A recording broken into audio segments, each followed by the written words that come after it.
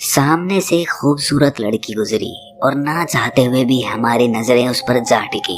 वो हमसे दूर जा चुकी है, लेकिन हमारा मन पलट पलट कर उसे देखना चाहता है, उसका दीदार करना चाहता है। हम चाहते तो हैं कि हमारा मन उसके पीछे ना भागे, लेकिन हमारा मन उसके पीछे पीछे ही चलता जाता है। और इसके बाद हम कोई भी काम करते हैं तो वही ख्याल, उसी लड़की का चेहरा बार बार हमारी आंखों के सामने आ जाता है, जिससे हम काम में पूरा ध्यान नहीं लगा पाते। और हम ये समझ भी नहीं पाते कि इतना संकल्प और इतनी शपथ लेने के बाद भी हम अपने मन को नियंत्रण में क्यों नहीं कर पाते। क्यों हमारा मन तरह तरह की वासनाओं के पीछे भागता रहता है। क्या इस मन को संतुलित किया जा सकता है? क्या ये पॉसिबल है? तो चलिए इस बोध कहानी से समझते हैं। इससे पहले आप इस कहानी में खो जाएं, इस चैनल को सब्सक्राइब जरूर कर लें। तो चलिए कहानी शुरू करते हैं। एक समय की बात है, एक गुरु का एक शिष्य था। वो शिष्य युवा था और उसकी उम्र 16 साल की थी। वो शिष्य रोज भिक्षा मांगने जाता था। एक दिन रास्ते में उसने देखा कि एक लड़का जो 16-17 साल का होगा, एक पेड़ के पीछे छिपकर किसी को देख रहा था। वो शिष्य उस लड़के के पास गया और कहा कि मित्र, क्या देख रहे हो? उस लड़के ने कहा कि आओ तुम भी देखो, देखो परियां कैसे नदी किनारे खेल रही हैं। शिष्य ने नदी की ओर देखा। वहां पर कुछ लड़कियां नदी किनारे कपड़े धो रही थी। शिष्य ने कहा कि मित्र, लड़कियां कपड़े धो रही हैं तो इसमें छुपकर देखने जैसा क्या है? लड़के ने कहा, अरे तुम अंधे हो गए हो क्या? दिख नहीं रहा? जरा उनके शरीर को तो देखो, उनकी अदाओं को तो देखो, सुंदरता कैसे बिखरी पड़ी है। शिष्य ने फिर से नदी की ओर देखा और वो देखता ही चला गया। अभी तक वो बिल्कुल निर्भय था, उसके मन में कोई डर नहीं था, लेकिन अब वो भी छिपने लगा जैसे कोई अपराधी छिपता है। फिर अचानक वो अंदर तक कांप गया और उसने अपने आप से सवाल किया कि मैं ये क्या कर रहा हूँ? ये सही नहीं है, मुझे यहाँ से चले जाना चाहिए। और वो तुरंत ही वहाँ से चला गया। वो आश्रम पहुंचा और अपने कार्यों में लग गया, लेकिन जो उसने देखा था वो उसकी आंखों के सामने बार बार आ रहा था।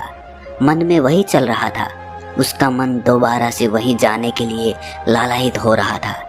अब वो रोज जल्दी भिक्षा के लिए निकल जाता और वहीं उस लड़के के साथ छुपकर उन लड़कियों को देखता।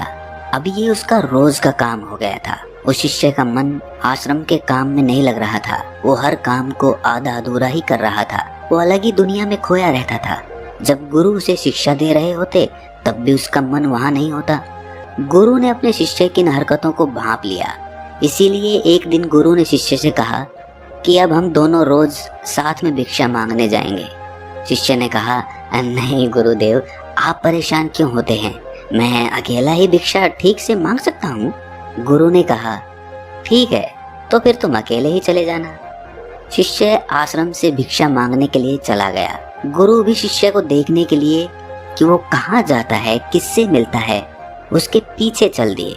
कुछ दूर जाने के बाद एक रास्ते पर गुरु ने देखा कि उसका शिष्य एक लड़के के साथ एक पेड़ के पीछे अपराधी की तरह छिप रहा है और कुछ देख रहा है। गुरु अपने शिष्य के पीछे आकर खड़े हो गए और उन्होंने देखा कि उनका शिष्य छिपकर लड़कियों को देख रहा है जो अपने कपड़े धो रही थी। गुरु ने कहा, क्या इन लड़कियों से भी भिक्षा लेनी है तुम्हें?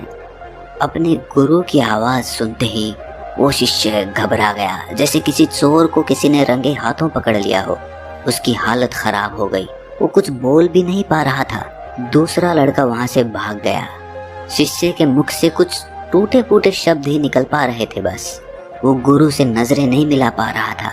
गुरु ने कहा कि मेरा शिष्य तो निर्भय था, उसे तो किसी का डर नहीं था, लेकिन तुम तो डर के मारे कांप रहे हो। शिष्य ने कहा कि मेरा कोई दोस्त नहीं है गुरुदेव, उस लड़के ने मुझे बहका दिया था। आपकी शपथ खाकर कहता हूँ कि अब मैं ऐसा कभी दोबारा नहीं करूँगा, मुझे माफ कर दीजिए। गुरु ने कहा, अरे कोई बात नहीं, लेकिन इस बात को ध्यान रखना, हम जैसी संगति करते हैं वैसे ही विचार हमारे होने लगते हैं। इसीलिए अच्छी संगति करो ताकि तुम्हारे भीतर सकारात्मक ऊर्जा प्रवाहित हो। वो शिष्य फिर से अपने आश्रम के काम पर ध्यान देने लगा। उसने उस रास्ते से भी जाना बंद कर दिया। वो दूसरे रास्ते से जाता। वो अपना काम ध्यान से करता, लेकिन धीरे धीरे उसके भीतर क्रोध की उत्पत्ति होने लगी। वो दूसरे शिष्यों पर क्रोध करता, वो बेचैन रहता और ना ही सही समय पर भोजन करता। उसका भोजन भी आधा हो गया था। एक रात गुरु ने उस शिष्य से कहा, अब तक कितनी बार तुम अपनी शपथ तोड़ चुके हो। ये सुनते ही शिष्य अपने गुरु के चरणों में गिर गया और रोते हुए बोला, गुरुदेव, कई बार मैं उस शपथ को तोड़ चुका हूँ। उसके बाद कई बार शपथ ले भी चुका हूँ, लेकिन हर बार वो टूट जाती है। मेरा मन मेरे नियंत्रण में नहीं है। मैं चाहता हूँ अपने मन से इन सारे बुरे विचारों को निकाल दूं, लेकिन चाहकर भी ऐसा नहीं हो पा रहा है। गुरु ने शिष्य को उठाया और आश्रम के बगीचे की ओर ले गए और कहा, देखो, यहाँ पर कुछ नालियाँ बनी हुई हैं, जिनसे नदी का पानी इन पौधों तक आ रहा है और ये पानी निरंतर एक बहाव से आ रहा है। क्या तुम इस बहाव को रोक सकते हो? शिष्य ने कहा कि हाँ, क्यों नहीं। शिष्य ने कुछ रेत उठाकर उस नाली में डाल दिया। वो पानी थोड़ी देर के लिए रुका और फिर से उस रेत के ऊपर से निकल गया। गुरु ने कहा, अरे ये पानी तो रुका ही नहीं। इसके बाद शिष्य ने कुछ कंकड़ पत्थर उठाकर इकट्ठे किए और उस नाली में डाल दिए और पानी थोड़ी और देर के लिए रुक गया, लेकिन फिर से उन कंकड़ पत्थरों के ऊपर से निकल गया। गुरु ने कहा, शिष्य, ये क्या? अगर मैं शपथ लूं कि इस पानी को रोक दूंगा तो क्या मैं रोक नहीं सकता? शिष्य ने कहा कि कोई बात नहीं गुरुदेव, मैं आपकी शपथ अभी पूरी कर देता हूँ। इस पानी को तो मैं रोक ही सकता हूँ। वो शिष्य एक बड़ा सा पत्थर लेकर आया और उस नाली पर डाल दिया। पानी रुक गया। शिष्य ने कहा कि देखा गुरुदेव, पानी रुक गया, आपकी शपथ पूरी हो गई। गुरु थोड़ा सा मुस्कुराए और कहा, ध्यान से देखो, पानी रुका है, लेकिन वो पानी पीछे की नाली तोड़कर बाहर आ गया है और अगल बगल से बह रहा है और इस पत्थर से आगे भी आ गया है और अपना रास्ता बदलकर फिर से आगे की ओर बह जाएगा। और थोड़ी देर में ऐसा ही हुआ। गुरु ने कहा कि तुम्हारे साथ भी ऐसा ही हो रहा है। तुम बार बार शपथ ले रहे हो और हर बार तुम्हारी शपथ बड़ी होती जा रही है और हर बार तुम्हारी शपथ टूट जाती है और ये हमेशा ही टूटती रहेगी। कितना भी बड़ा पत्थर रख लो, पानी तो अपना रास्ता बना ही लेगा। ये देखकर शिष्य निराश हो गया और कहा, हे गुरुदेव, क्या कोई रास्ता नहीं है कि मैं अपनी शपथ पूरी कर सकूं और मैं सही रास्ते पर चल सकूं? बुरे विचार मेरे मन में ना आए। गुरु शिष्य को एक नदी के पास ले गए जहां से वो पानी आ रहा था। गुरु ने कहा कि ये पानी इस नदी से आ रहा है और अगर हम यहीं उस रास्ते को बंद कर दें जिससे ये पानी बगीचे में जा रहा है, तब क्या हमारी शपथ पूरी हो सकती है?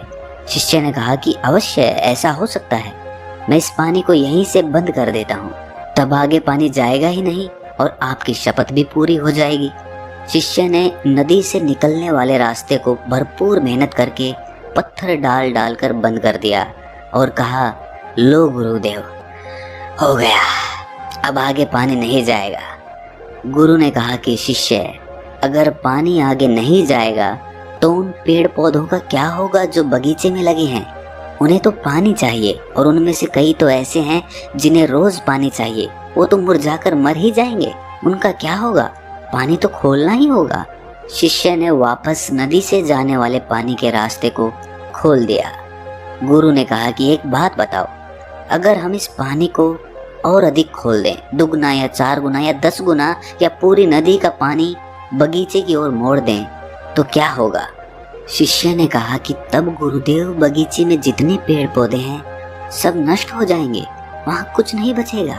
गुरु ने कहा, तो समझो इस बात को, हमें किसी चीज को रोकना नहीं है, हमें शपथ नहीं लेनी है, हमेशा संतुलन कायम करना है। ज्यादा पानी से भी पौधे नष्ट हो सकते हैं, कम पानी से भी पौधे नष्ट हो सकते हैं। जीवन पनपता है तो संतुलन से, और संतुलन से ही जीवन चलता है। तो संतुलन से मन को इस पानी की तरह नियंत्रित करने की आवश्यकता नहीं है, बल्कि मन की शक्ति को दिशा देने की आवश्यकता है। जिस तरह इस पानी से जीवन पनप सकता है और नष्ट भी हो सकता है, उसी तरह मन की शक्ति से हमारा निर्माण भी हो सकता है और हमारा पतन भी। शिष्य ने कहा, लेकिन गुरुदेव, हमारे मन में जो बुरे विचार आते हैं उन्हें मैं कैसे रोकूं? गुरु ने कहा कि रोकने की आवश्यकता नहीं है। जो भी विचार तुम्हारे भीतर हैं, तुम्हारे ही कारण हैं। उन कारणों पर चिंतन करो। और कहीं ऐसा तो नहीं है कि तुमने नदी का पूरा पानी अपने बगीचे में छोड़ दिया है। इसीलिए हर तरफ पानी ही पानी दिखाई देता है। कोई जीवन नहीं, कोई ऊर्जा नहीं, कोई पौधा नहीं, केवल पानी, काम वासना का पानी। शिष्य ने कहा कि गुरुदेव, आप सही कहते हैं। पहले मेरे जीवन में बहुत सी चीजें थी। मुझे कुछ बनना था, अपने बारे में जानना था, आध्यात्म की ओर बढ़ना था, लोगों की मदद करनी थी, लोगों को ज्ञान देना था। मैं कुछ अलग होना चाहता था, लेकिन मैं अपने मार्ग से भटक गया। अब मेरी सारी ऊर्जा केवल एक ही चीज पर केंद्रित हो गई है, वासना पर। मुझे जगाने के लिए आपका बहुत बहुत धन्यवाद। उस दिन वो शिष्य रात को बहुत चैन की नींद सोया। सुबह अपने कार्यों को पूरे मन से किया और उसी रास्ते से गया जहां वो लड़का उस पेड़ के पीछे आज भी छिपा हुआ था। वो उस नदी पर पहुंचा जहां पर वो लड़कियां कपड़े धो रही थी। उसने उन लड़कियों से पानी मांगा। उनमें से एक लड़की ने उसे पानी पिलाया और उस शिष्य के चरण स्पर्श किए। शिष्य ने हाथ ऊपर उठाया और कहा कि तुम्हारा कल्याण हो। शिष्य का मन जैसे सकारात्मक ऊर्जा से भर गया। उसके चेहरे पर मंद मंद मुस्कान आ गई, जैसे उसे कुछ खोया हुआ वापस मिल गया हो। वो वापस अपने रास्ते पर चल दिया, उसी निर्भीकता के साथ जैसे वो पहले जाता था। पीछे से वो लड़का उस शिष्य के पास आया और कहा कि क्या बात है, आज तो तुमने नजदीक से दर्शन कर लिए, तुम तो मुझसे भी आगे निकल गए।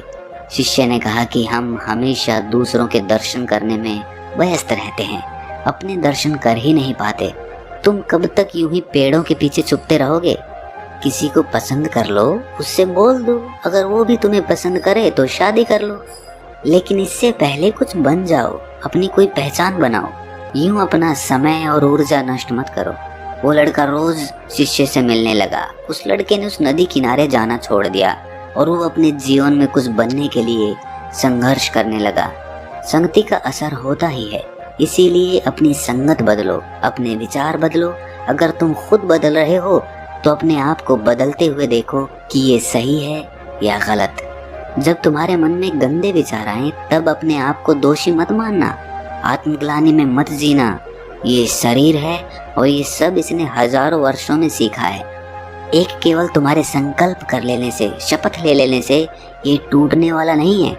लेकिन तुम्हारे पास वो शक्ति है, वो ऊर्जा है जिसका सही और संतुलित उपयोग करने से तुम एक हरा भरा बगीचा तैयार कर सकते हो।